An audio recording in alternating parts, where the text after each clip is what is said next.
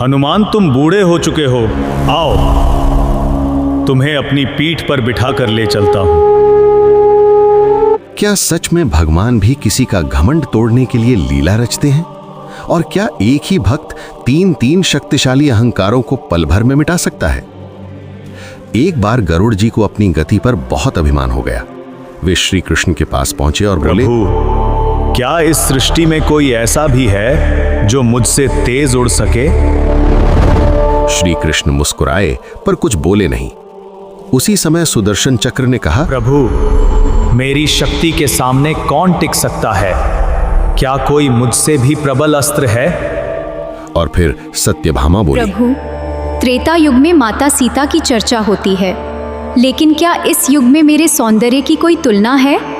श्री कृष्ण समझ गए तीनों को अहंकार हो चुका है। उन्होंने गरुड़ से कहा, हिमालय की गुफाओं में एक महान वानर तपस्या कर रहा है। जाओ, उसे कहो कि द्वारका में राम और सीता उसकी प्रतीक्षा कर रहे हैं। सुदर्शन चक्र से कहा, आज द्वार पर पहरा देना, किसी को भी बिना अनुमति अंदर मत आने देना। और सत्यभामा से कहा, आज तुम महारानी की तरह साज सज्जा करो। गरुड़ हिमालय पहुंचे, बोले, चलो वानर, तुम्हें बुलावा आया है। राम और सीता तुम्हारी प्रतीक्षा कर रहे हैं। हनुमान जी ने शांत स्वर में कहा, हे पक्षीराज, आप चलिए, मैं अपना नाम जप पूर्ण करके आता हूं। गरुड़ ने कहा, हनुमान तुम बूढ़े हो चुके हो, आओ तुम्हें अपनी पीठ पर बिठा कर ले चलता हूं। हनुमान मुस्कुराए, आप चलिए, मैं आ जाऊंगा। गरुड़ उड़ गए, लेकिन हनुमान बिजली से भी तेज द्वारका पहुंच चुके थे। द्वार पर सुदर्शन चक्र ने रोका, रुको।